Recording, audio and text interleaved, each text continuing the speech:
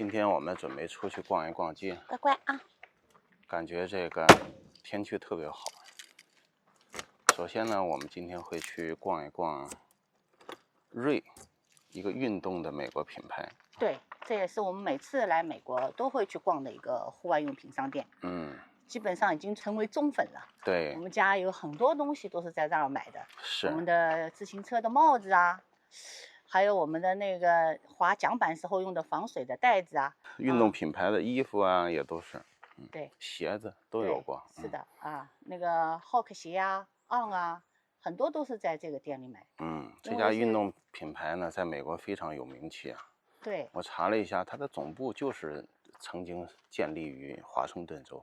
其实西雅图。华盛顿州是一个很神奇的地方啊，对，什么波音啊、微软啊、各种总部啊、亚马逊啊都在这儿。各种总部啊。所以我觉得风水比较好，因为这是好像全美国唯一以总统命名的一个州，所以这个州特别灵。好，我们去看看。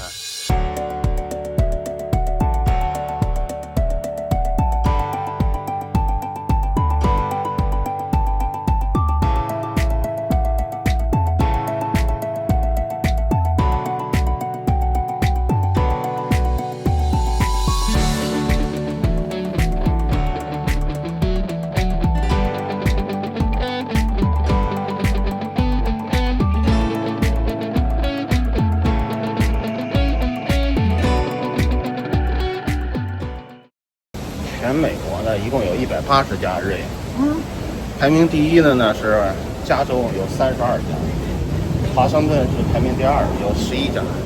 其实也寓意着就是美国哪里的人最喜欢户外生活啊。对，中部很少。对，我看中部除了喜欢滑雪的科罗拉多州和犹他州之外，几乎都没什么瑞的这种户外运动品店。我们在想，是不是中部的人更喜欢钓鱼？对，我觉得那个地方除了钓鱼，好像没有什么其他的运动生活。这家看着就是大气啊。对。大气到只有1个小时的免费停车。这个车辆我们在景点里现在已经经常能够看到了。一般都是一些比较重要的要素，你看木头，老人家啊愿意开这种车。这还有攀岩的体验。哇！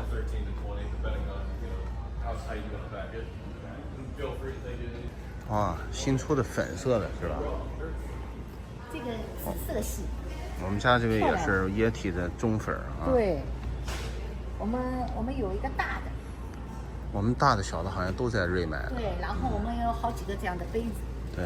它是不插电的，保冷效果巨好。对，我觉得就跟冰箱没什么大区别了。对。放一个冰块进去，一整天都没问题。如果你再放一个冷却器的话，一整天都没问题。这是新出的粉色系列。对，紫粉色。紫粉色。现在到处都喜欢露营啊。对，这样就是可以走路式的这个帐篷，好像更宽敞一点啊。对。然后呢，这就是一个房间一样。也有这样的那个床。这个床肯定睡着就比那气垫床要舒服一些啊。瑞还是会员制的呢，有30块钱的一个入会费，但是这个入会费呢，终身有效的啊。我入会的时候，他还给了一个30块钱的代金券。对，有时候搞活动，他会再给你30块钱，你花相当于花30块钱的话，是等于没花钱。对，我们家那也就是这样的。我们就有这么一个业绩，45。突然想起来，我们那个入会费它是这样的。就是我们很早就买了我自己的这个会员，始终我们家就一个会员。他在搞活动的时候呢，一个会员只能买一个正价的8折。对。所以有时候我们2个人同时看中，就只能买一样东西了。所以我们就又买了一个。所以我们是双会员。对，我们也是第一次在买自行车头套的时候才发现的啊。对。只能一个正价的8折。所以就是晚买不如早买啊，早买早享受啊。对。这也是 Melody 特别喜欢的一个品牌，他也经常背这个包。这是一个美国科罗拉多州的品牌，据说这个名称呢是源于尼泊尔语，寓意呢叫女向导的意思。毫无疑问，这也是比较女性化的一个品牌，就是设计给女性比较多的产品啊。而且它有那个防盗帘，你可以把它拴在这个柱子上和椅背上。然后这个也有一个走私，人家捡到了可以给你那个送回来啊，但是你到网上去登记的话。我觉得这在北美有在有些地方是没戏啊。我突然发现一个这个小鹰的牌子，小鹰是我们自己取名字的。这在中国叫小鹰。哦，对，它是美国的是吧？对，美国加州的。圣塔克鲁兹。哦，我觉得就是专门为那些去爬优胜美地的人设计的。感觉在北美就经常能够看见这包。我们都说这个去欧洲旅行很好。对，我觉得这爬山好像不见得。爬山装不了什么东西。但这牌子是爬山的牌子，但是这个包特别适合。我感觉更防盗。啊，更防盗。你看，它像穿在身上。对。这个现在欧洲的这种太猖獗。你转过来再看一下背。背，像一个小背心儿似的。对。其实它就是个防盗包。防盗牌。像不像以前上海公交车的那个售票员？他们这包就这样挂在胸前，还收电费的了。这是雷尼尔。雷尼尔，这是华盛顿州的盛产啊。对，我们去年那个7月份还特别去了一次啊。7月份的时候雪还没有完全融化。雷尼尔山也是西雅图和华盛顿州的一个象征啊。各种户外啊，还有卖桨板的，我们去看一看不是充气的桨板吧。这些都不是充气式的，都不是充气式的，都是树脂的或玻璃钢的。就是最大的优势呢是稳定性强，就踩在上面，新手特别在意它的软啊硬啊，它对抗浪的能力也比较强。没错，最大的劣势呢就是如何携带如此大的板。这个毫无疑问了，这个它是特别专业的板。那我们常常在水上穿的就是这种防晒服啊，它既舒适又速干。这里也有一些打折的，夏天快过去了。这里边全都是自行车的东西。我记着右手边是头盔来着啊，我们那2个头盔就是在这里买的。你的头盔就在瑞士。反正戴着舒适轻便，最重要是保护安全啊！我们充气一次。对，因为我滑雪的摔坏过一个头盔，所以我们特别注重头盔的安全。户外店里肯定不能缺少狗狗啊，这个牌子也是狗界的名牌了。这些都是常规形态。美国西海岸的狗也都是户外的狗啊。对啊，这种什么狗胸背啊什么的。这就是咱们西雅图的品牌。最好玩的是这个，你看，狗有 hiking 的鞋子。你看下面是那个防滑的。这个是非常的就是狗也不能，狗也要爬山。还有狗的救生衣。这个还有狗的救生衣。狗也要下水啊，划船啊。对啊，就一看这救生衣就是没有问题。你看这小狗的，还有大狗的也有。你看后边各种尺码的。对，这个好玩。这个牌子我们家也是有一个狗狗的救生衣。对，我们没有那么高级。但是我们不让狗下水，只是就是为了给它一个防护啊。我认识这个牌子就是第一次看到这个 hiking 的鞋子。这袜子比我穿的袜子还贵，你看，$15，还有华盛顿州还要加上9%几的消费税啊，材质不错，挺跟脚的。然后我们上楼看看。这家店我感觉就是非常的工业风。对。原木，然后铁，没有过多的装饰。这边还有很多卖户外的鞋子，整个楼上还不小嘞，整个房间啊像个大仓库一样，而且都是原木。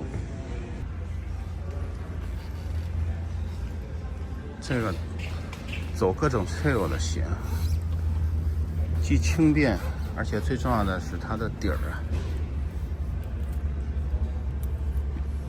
这还不是专业的登山鞋，这个只是走一些步道的鞋。这些是跑鞋。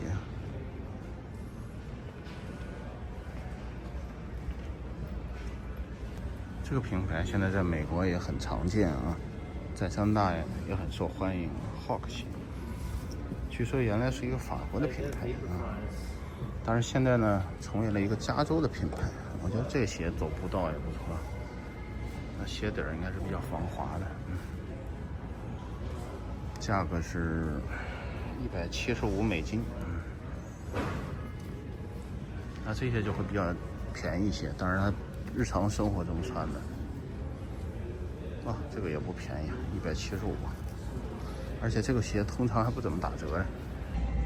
始祖鸟呢，在这儿也有一个大的区域啊，那个角落是潘塔哥尼亚。这个帽子也很有特色，露营的时候穿可以啊。不同方式闪灯，有的时候可能物价未必体现在价格的变化，还会体现在折扣力度和活动的减少。我记得像这样的瑞的手套通常都会有一些折扣的东西，毕竟都已经是冬天才需要戴的，现在还是盛夏期间呢啊。一个手套要$40啊，这是普通的手套，就是没有什么特殊功能的。那么像有一些比较好一点的手套呢，材质比较好一些啊，防水透气的，那都可能要$60-70一副手套。滑雪手套就更贵了。这儿佳明的户外手表现在都已经到 Phoenix 8了。这个最大的好处呢，它是有一些滑雪的地图，真的如果你去大的滑雪场是容易滑丢的。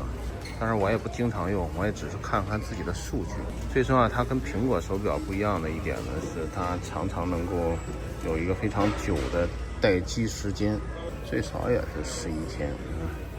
这款是适合平常戴的，我觉得这样子也比较适合平常戴。这种 Phoenix 系列就是比较属于 adventure 的，户外的。它大概假设你在山里29天都不出来啊。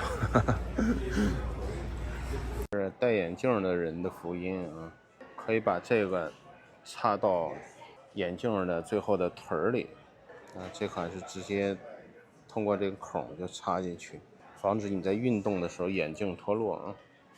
哇，这么迷你的小杯子啊！这能带多少毫升啊？200毫升啊！也就是比那个正常易拉罐还少将近一半的。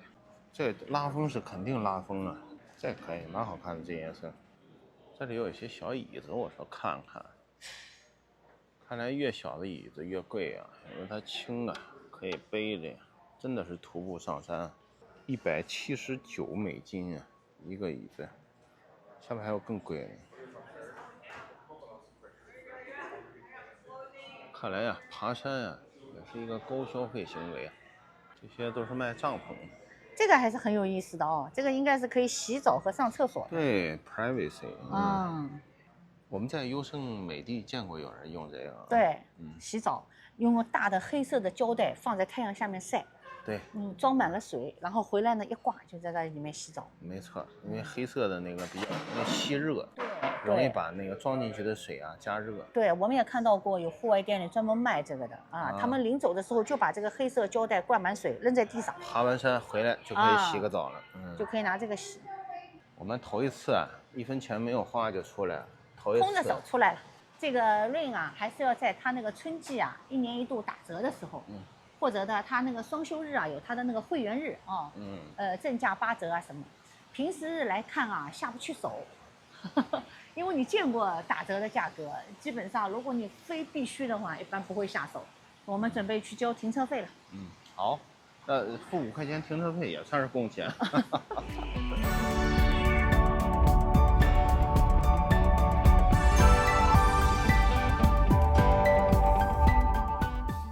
来这个湖边呀，喝杯咖啡，休息一下。旁边有个湖啊，里边有很多那个水上飞机。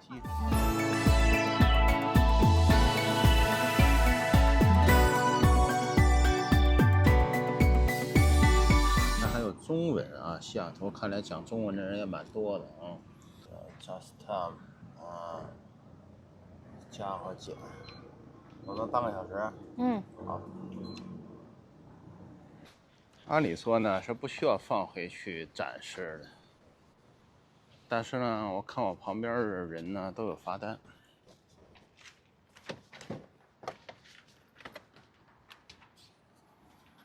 所以我为保险起见，人生地不熟啊，还得放一下。同时我也看一下他的罚单。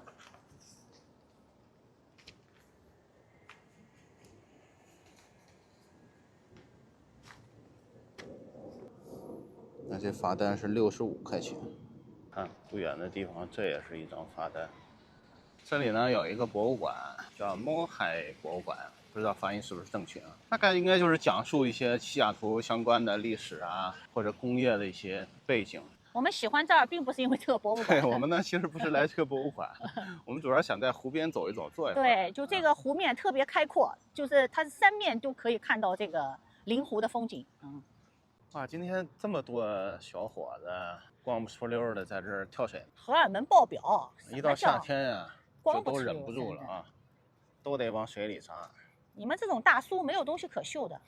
西雅图的气候特点啊，跟这个温哥华非常像，所以就是人们的习惯和思维方式啊，和喜好呢都特别的相似。你看这个，它正门应该是在这边的，所以还是很漂亮的。那上面这个徽章就看得出来，这跟海事有关系啊，有一个锚啊。那彩珠怎么没了？哎，这彩珠没了啊！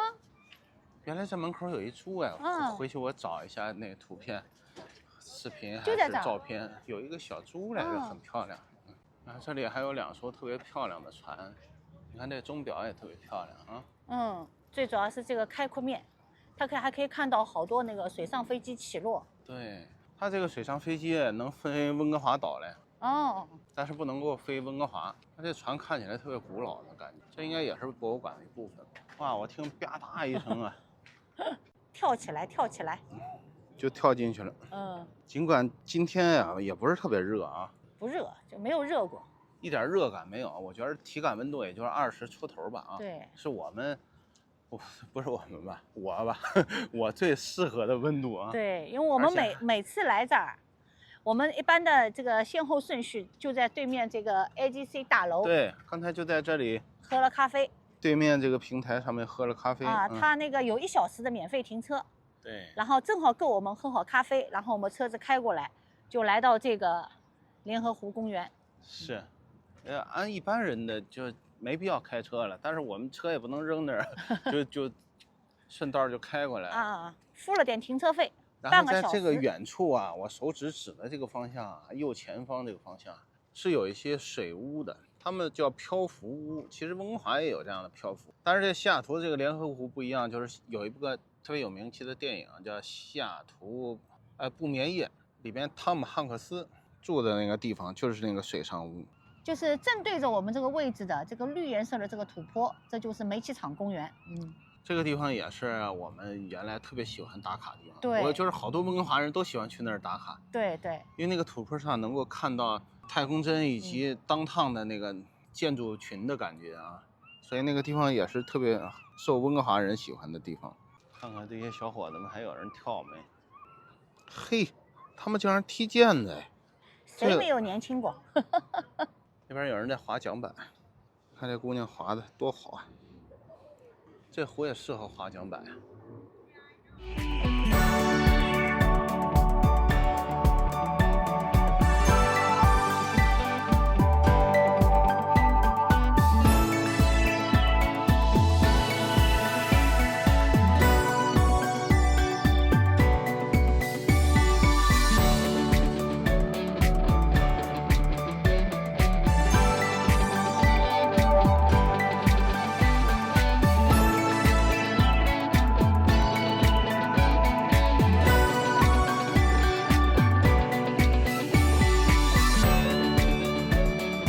他们把这个猪搬这儿来了，是不是有风水讲究，要让它镇守不同的方位？不知道，原来就在门旁边蹲着。太空针就像飞碟一样啊！这是1970几年的时候，西雅图世博会的时候建的。对，看这船，这跟房车一样，就如果你不想直接买，你也可以租，先感受一下。它这个排水好像是没错，用降解是吧？没错，降解之后，如果你要在3海里以外的话，就可以直接排了，就可以直接排到水里了。所以我觉得就这一点上来讲，它的优势非常明显，起码比房车来讲更优势。对。但是它同时产生的一些费用，其实也跟房车特别相似。你比如说，你要有地儿来停，对吧？对，那肯定比房车的要求更高。房车只一块空地就可以。当然，再来一个优势就是它不用定营位，而且都是一体式的，不用挂接，所以没有拖挂式的。旁边这个桥啊，两旁都写着一些西雅图的重要历史。这个大家比较喜欢的煤气厂公园，就是在1973年开始开放的。1897年的时候啊，这个淘金时代呢，都从旧金山大概啊，一直要去往阿拉斯加、育空，包括温哥华啊。然后1900年的时候，西雅图的人口已经暴增到了8万人。暴增到8万。为什么说它暴增呢？你看1870年前的时候，也就是它的30年前。西雅图一共才有1000多人，然后暴增到了8万多人啊，全都是淘金客和淘金客的一些附属产业啊，哪怕像理发店呀、赌场啊、妓院呀，这些都是附属产业啊。10年的时候60万，那现在2010年59万多，当然这个是指主要是西雅图市区里的啊。但是大西雅图那远远不止60万人啊，这跟温哥华的计算方式是一样的。对比温哥华呢，其实西雅图比温哥华的人口还是要稍微多一些的，因为官方只说呢，大温哥华的人口呢大概是300多万啊，其实可能加上一些临时居民已经400万了啊。但是这个大西雅图地区已经达到了400多万啊，将近500万了。所以整体规模来讲呢，西雅图呢。不论从人口啊，从各个产业方面，其实是大过温哥华的。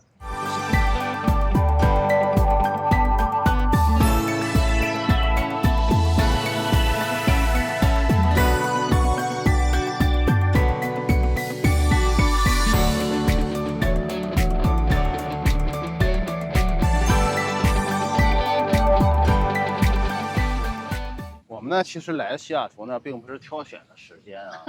但是赶巧了，这2天是西雅图的 Sea Fair， 相当于海事节吧，跟海军呀、海事有关的活动啊，都在最近几天举行。对，有飞行表演，所以我们在玩这个公园的时候，时不时上空有那个战斗机飞过。对，美国的是蓝色天使，加拿大的叫雪鸟。对，蓝色天使的表演呢，其实我们看过。